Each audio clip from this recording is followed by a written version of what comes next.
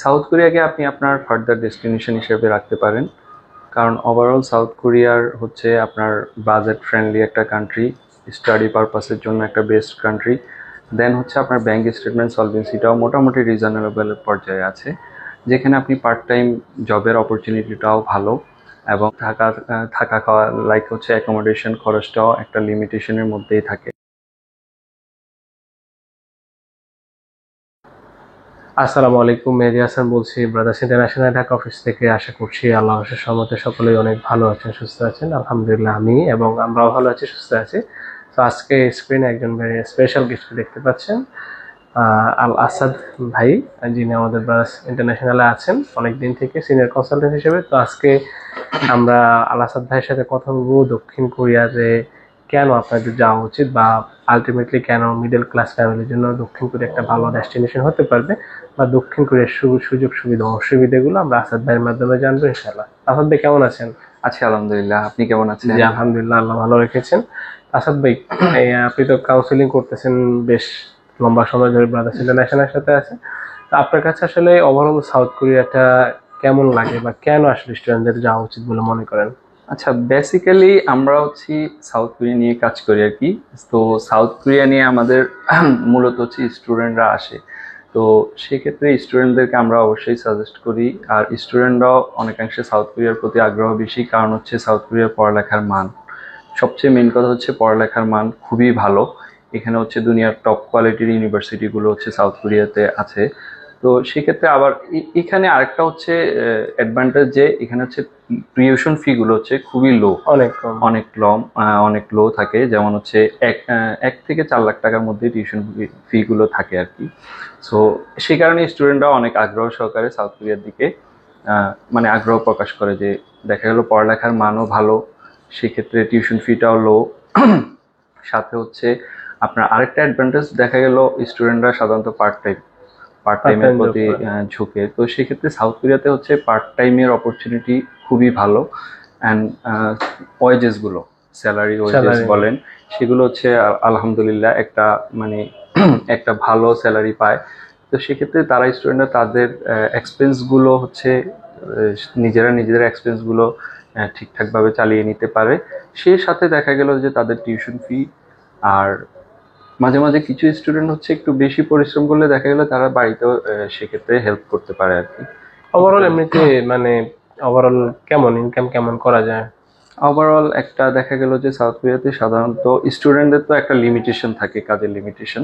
তো সেক্ষেত্রে দেখা গেলো 28 থেকে 35 ঘন্টা এরকম থাকে উইকলি আর কি স্টুডেন্টদেরকে কাজের পরিধি। তো তারা সাধারণত আওয়ারলি কাজ করলে দেখা গেল 10,000 উন এইরকম আর কি স্যালারিটা পেয়ে থাকে। তো সেক্ষেত্রে বাংলা টাকায় সেটা কনভার্ট করলে 900 থেকে 1,000 টাকার মধ্যেই থাকে। তো স্টুডেন্টরা যদি যথেষ্ট পরিমাণ কাজ করে, দেখা গেল যে লিমিটেশনের বাইরেও অনেক স্টুডেন্ট কাজ করে আর কি। হ্যাঁ, তো সেক্ষেত্রে তারা একটা ভালো একটি স্মার্ট একটা স্যালারি, স্মার্ট একটা এটা আমরা বলতেই পারি যে সাউথ কোরিয়াতে স্টুডেন্টরা পার্ট টাইম জব করে, সে তার লিভিং এক্সপেন্স, তারপর হচ্ছে তার সেখানকার খাবারের যে খরচ আছে সব মিলে টিউশন ফি দিয়ে সে একটা বাড়িতে টাকা পাঠাতে পারে। হার্ড ওয়ার্কিং মেন্টালিটিটা জাস্ট আপনার থাকতে হবে। আপনি যদি হার্ড ওয়ার্কিং মেন্টালিটি থাকে, সেই ক্ষেত্রে আপনি খুবই স্মুথলি সাউথ কোরিয়াতে আপনার ফার্দার যে কস্টগুলো আছে সেগুলো আপনি বেয়ার করতে পারবেন ইনশাআল্লাহ। আর এমনিতে সাউথ কোরিয়াতে লিভিং এক্সপেন্স কেমন? লিভিং এক্সপেন্স আসলে আপনার স্যালারি বা এগুলো অনুযায়ী লিভিং এক্সপেন্সটা উন্নত দেশের তুলনায় কিন্তু খুবই কম, যেহেতু সাউথ কোরিয়া কিন্তু ফার্স্ট ক্যাটাগরি কান্ট্রি, ফার্স্ট ওয়ার্ল্ডের কান্ট্রি। তো সেক্ষেত্রে দেখা গেল তাদের সেখানে লিভিং এক্সপেন্স বলেন, অ্যাকোমোডেশন বা খাওয়া দাওয়া সবকিছু মিলিয়ে একটা রিজনেবলের মধ্যে থাকে, যেমন 30 to 50,000 অ্যারাউন্ড থাকে। সেক্ষেত্রে আপনি খুবই ভালোভাবে আপনি লাইফ লিড করতে পারবেন মান্থলি এরকম 30 to 50,000 মধ্যে, যেখানে হচ্ছে টিউশন ফিটাও লো।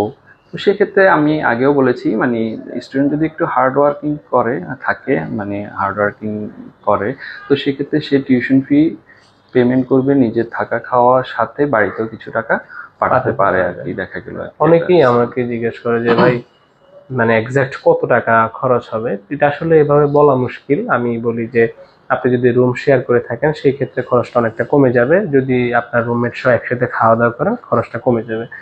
আবার অনেকে দেখা যায় যে বাজে নেশা থাকে তাদের খরচটা বেড়ে যাবে, অনেকে দেখা যায় মিতব্যয়ী বা সঞ্চয়ী, সেই ক্ষেত্রে খরচটা মোটামুটি এরকম হবে 30 থেকে 50 হাজার ভিতরে আপনি খুব ভালো একটা স্মার্ট লাইফ আপনি কোরিয়াতে লিড করতে পারবেন। মানে ওভারঅল আপনি তো লম্বা সময় থেকে আছেন, মানে কোরিয়ার কোন কোন জিনিসগুলো এর বাইরে আপনার কাছে ভালো লাগছে বা কেন আসলে কোরিয়া যাওয়া উচিত বলে মনে আচ্ছা, করেন? কোরিয়া মূলত প্রথমে আমি বলেছিলাম পড়ালেখার জন্য অবশ্যই একটা বেস্ট কান্ট্রি। তো সেক্ষেত্রে দেখা গেল অনেকেই আপনার ইউএসএ, অস্ট্রেলিয়া তাদের ড্রিম কান্ট্রি থাকে, হ্যাঁ। তো সেক্ষেত্রে তারা অনেকেই রিজেকশন এর পরিমাণ ওইদিকে একটু বেশি থাকলে তারা কোরিয়াতে অবশ্যই ট্রাই করতে পারে, যেহেতু পড়ালেখার মান অনেক ভালো। আর মেয়েদের ক্ষেত্রে একটা জিনিস, যে মেয়েরা সবসময় একটা সেফ সিকিউরিট কান্ট্রি খোঁজে। কোরিয়া কিন্তু সেফ সিকিউরিট কান্ট্রির মধ্যে ওয়ার্ল্ডে আপনার একদম ফার্স্ট সারির দিকেই থাকবে। কারণ হচ্ছে এখানে ক্রিমিনাল রেকর্ড যেটা বলে সেটা 1%-এর নিচে আর কি।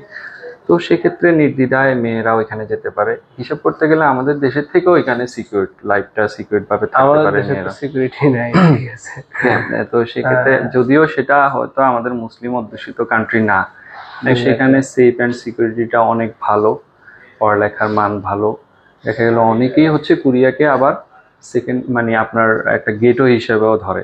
দেখা গেল তাদের ড্রিম থাকে কোরিয়াতে, যেহেতু পার্মানেন্ট হওয়া খুবই টাফ হয়ে দাঁড়ায়। তো সেক্ষেত্রে অনেকেই দেখা গেল কোরিয়াকে গেটওয়ে হিসেবে ধরে ব্যাচেলর কমপ্লিট করে দেন হচ্ছে তারা আবার ইউএসএ বা ইউরোপের কোনো কান্ট্রির দিকে ট্রাই করে আর কি। দেখা গেল অথবা কেউ কেউ ক্রেডিট ট্রান্সফার করেও যেতে পারে, হ্যাঁ। তো সেক্ষেত্রে কোরিয়া অবশ্যই একটা বেস্ট কান্ট্রি স্টুডেন্টদের জন্য, মিডল ক্লাস স্টুডেন্টদের জন্য বিশেষ করে, যেহেতু এখানে হচ্ছে টিউশন ফিটা লো। আর আপনার যদি আইএলস ভালো থাকে, স্টুডেন্টের মূলত আইএলস যদি ভালো থাকে, তো সেক্ষেত্রে সে 100% পর্যন্ত স্কলারশিপ পেতে পারে। যেমন 6.5 বা 7 পেলে কিছু কিছু ইউনিভার্সিটিতে 100% পর্যন্ত স্কলারশিপ দেয়। তো সেক্ষেত্রে আপনার কোনো টিউশন ফি পেমেন্ট করতে হচ্ছে না, আপনি একটা ছোটখাটো একটা খরচের মধ্যে দিয়েই আপনি কোরিয়া যেতে পারতেছেন।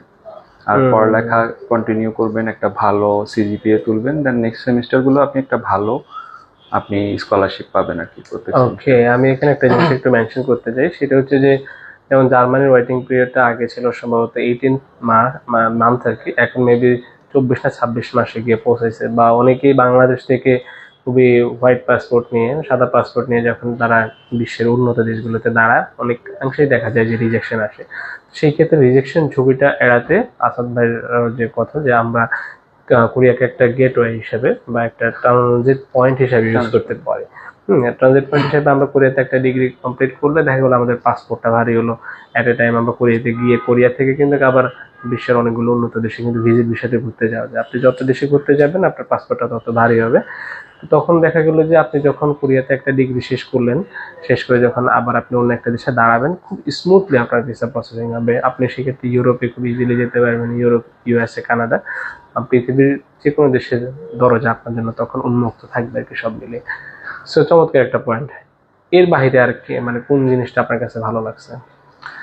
মূলত হচ্ছে কোরিয়া একটা প্রসেসিং টাইমটা আপনি ধরেন, যেহেতু আপনি জার্মানির কথা বলছেন বা বিভিন্ন দেশের কথা বলছেন, প্রসেসিং টাইমটা কিন্তু কোরিয়াতে মোটামুটি খুবই শর্ট টাইমের মধ্যেই করা যায়। যেমন অনেক স্টুডেন্ট আছে, ডকুমেন্টসগুলো রেডি আছে, সেই ইউনিভার্সিটি অ্যাপ্লিকেশন করলে খুব দ্রুতই হচ্ছে তার সিওএ এসে যায় বা কত মাস লাগে কোরিয়ার প্রসেসিং? আপনার আপনি বেসিক্যালি 1.5 to 4 months, এরকম 1.5 থেকে 4 মাসের মধ্যে আপনি কমপ্লিট করে ফেলতে পারেন।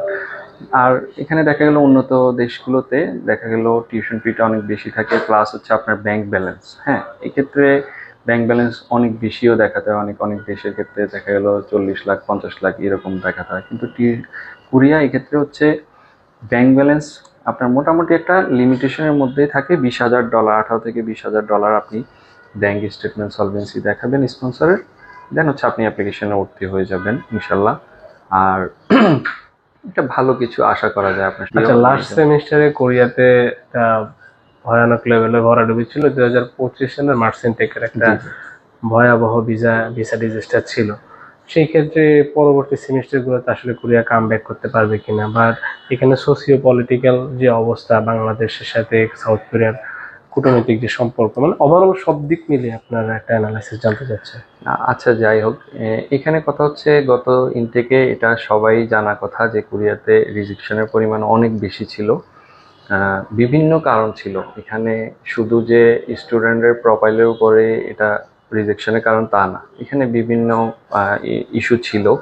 দেখা গেল এম্বাসি অ্যাপয়েন্টমেন্ট সিস্টেমের জন্য অনেক ইস্যু ছিল, বিভিন্ন কারণবশত তারা ভিসা অনেক রিজেকশন করছে। কিন্তু সাম্প্রতিক সময়ে দেখা গেল বাংলাদেশের পলিটিক্যাল বলেন, মানে কূটনীতিক বলেন, কোরিয়ার সাথে খুবই একটা ভালো বন্ডিং হয়েছে। আমাদের এখন বর্তমানে যে সরকার আছে, উপদেষ্টা, ওনাদের সাথে কোরিয়ার একটা কূটনীতিক সম্পর্কের দিকে খুবই একটা ভালো সম্পর্ক হয়েছে। সো আমরা সেটাকে একটা প্লাস পয়েন্ট হিসেবে ধরতে পারি। আর হচ্ছে কোরিয়া অবশ্যই ভিসার ইস্যু সবসময় ভালো ছিল। একটা সময় দেখা গেল খারাপ হতেই পারে, হ্যাঁ, বিভিন্ন রিজনে খারাপ হতেই পারে। তো তাই বলে স্টুডেন্ট মানে দাঁড়াবে না এমন কোনো কিছু না। অনেকে আতঙ্কিত হচ্ছে যে আপনার একটা যোগ্য স্টুডেন্ট হচ্ছে না, সেক্ষেত্রে ভিসাটা কিন্তু সম্পূর্ণ নির্ভর করে এম্বাসি দেয়, এম্বাসির উপর ডিপেন্ড করে। তারা তাদের সব পলিসির দিকে খেয়াল করেই অবশ্যই ভিসাটা দেয়। তো সেক্ষেত্রে আমরা আশা করি ইনশাল্লাহ নেক্সটে এই ধরনের কোনো ঝুঁকি থাকবে না। তাদের সাথে যেহেতু সব দিক দিয়ে আমাদের এখন সিচুয়েশন ভালো, সম্পর্ক ভালো, আর আমাদের দেশের স্টুডেন্টরাও অনেক ভালো, স্টুডেন্টের প্রোফাইলও ভালো, প্রোফাইলও অনেক ভালো ভালো স্টুডেন্টের প্রোফাইল। সো আমরা অবশ্যই ভালো কিছু আশা করতেই পারি ইনশাল্লাহ। ইনশাআল্লাহ। চমৎকার। আমিও এটা বিশ্বাস করি। আসলে এটা অনেকেই জিজ্ঞেস করে যে কোরিয়াতে আসলে পরবর্তী সেশনগুলোতে ভিসা হবে কিনা, যেহেতু লাস্ট 2025 সালে মার্চ ইনটেকের ভয়াবহ একটা ভিসার ধস ছিল। সো আমি সবসময় পজিটিভ মাইন্ডেড মানুষ, আমি পজিটিভিটিটাকে বিশ্বাস করি। আমি আশা করছি যে এরকম সমস্যাগুলো এগুলাকে ওভারকাম করে খুব শীঘ্রই আবার বাংলাদেশ আবার কামব্যাক করবে, খুব ভিসা খুব বেশি খুব হাই থাকবে আর কি ইনশাআল্লাহ। সো এইটা হচ্ছে অবশ্যই আসলে ইন্টারনাল বিষয়, একটা দেশের সাথে আরেকটা দেশে, বাংলাদেশ এবং কোরিয়ার অভ্যন্তরীণ যে সম্পর্কগুলো আছে এটার উপর অনেকটা ডিপেন্ড করবে। আমরা আশা করছি যে ইনশাআল্লাহ সব ঠিক হয়ে যাবে এবং ভিসার সেটা অনেকটা বাড়বে। সব মিলিয়ে অসংখ্য ধন্যবাদ আসাদ ভাইকে। অন্য কোনো কিছু বলতে চাচ্ছেন কিনা এক্সট্রা করে, আর কোনোটা মিস করছেন কিনা বা এরকম? না, অ্যাকচুয়ালি হচ্ছে আমি স্টুডেন্টদেরকে বলবো যে আপনাদের প্রোফাইল ভালো রাখবেন। আইএলটিএস যারা দেন নাই তারা একটা ভালো আইএলটিএস স্কোর তুলবেন। লো বাজেটের, দেখা গেল সবাই সব দেশে অ্যাফোর্ড করতে পারে না। সো কোরিয়াকে কিন্তু আপনি একটা ভালো অ্যাফোর্ডেবল জায়গার হিসেব ধরে আপনি কোরিয়ার দিকে আগাতে পারেন। কোরিয়া হচ্ছে টিউশন ফি বলেন, অন্যান্য ক্ষেত্র দিয়ে, আর যাওয়ার পরেও ফ্যাসিলিটিগুলো অনেক ভালো থাকে। সো সেক্ষেত্রে আপনি কোরিয়ার জন্য অবশ্যই ট্রাই করতে পারেন। আমরা একটা কথাই বিশ্বাস করি সবাই, মেহেদী ভাইও সবসময় বলে, আপনি যদি না দাঁড়ান তাহলে আপনি জানবেন কীভাবে আপনার ভিসা হবে না আপনি রিজেক্ট হবেন। অবশ্যই আপনাকে চেষ্টা চালিয়ে যেতে হবে। আল্লাহ ভরসা, আল্লাহর পাশে আছেন। এটাই বলবো আর কি সবাইকে। অসংখ্য ধন্যবাদ আল আসাদ ভাইকে আমাকে মূল্যবান বক্তব্য দেওয়ার জন্য। অনেকে আসলে কোরিয়া নিয়ে ডিটেলস এরকম ভিডিও চাচ্ছেন না। আমি চিন্তা করলাম যে আসাদ ভাই যেহেতু এক্সপার্ট মানুষ, ওনার সাথে একটু কথা বলে কোরিয়ার ইনফরমেশনগুলো আমরা একটা ভিডিওতে আপনাদের সাথে শেয়ার করি। আমাদের অফিসে আসাদ ভাই আছেন ইনশাআল্লাহ শনিবার থেকে বৃহস্পতিবার সকাল 10টা থেকে সন্ধ্যা 7টা পর্যন্ত। যে কোনো রকমের কাউন্সিলিং করতে চাইলে আসাদ ভাইয়ের সাথে অবশ্যই যোগাযোগ করবেন। আপনাদের বিদেশে উচ্চশিক্ষায় যাতে অনেক বেশি সুন্দর হোক। আমরা সাউথ কোরিয়ার পাশাপাশি বর্তমানে ফিনল্যান্ড এবং সাইপ্রাস নিয়ে কাজ করছি। খুব শীঘ্রই আমরা আরও কিছু দেশে ইনশাআল্লাহ অ্যাড করবো, আমি এবং কিছু দেশে ভিজিটে যাবো ইনশাআল্লাহ। সো নতুন নতুন আপডেটগুলো পাওয়ার জন্য অবশ্যই আমাদের চ্যানেলের সাথে থাকবেন, আমাদের পেজের সাথে থাকবেন। আমাদের ঢাকা অফিস ভিজিট করবেন। আমাদের ঢাকা অফিসের ঠিকানা মতিঝিল ফকিরাপুর পানির ট্যাঙ্কের সাথে মনির টাওয়ারের লিফটের 12 তলায় চলে আসবেন, ব্রাদার্স ইন্টারন্যাশনাল। আগে বলেছি শনিবার থেকে বৃহস্পতিবার সকাল 10টা থেকে সন্ধ্যা 7টা পর্যন্ত আমাদের অফিসের কার্যক্রম চলে। আজ তাহলে এই পর্যন্ত। আমাদের জন্য অনেক বেশি দোয়া করবেন। আল্লাহ হাফেজ। আসসালামু আলাইকুম।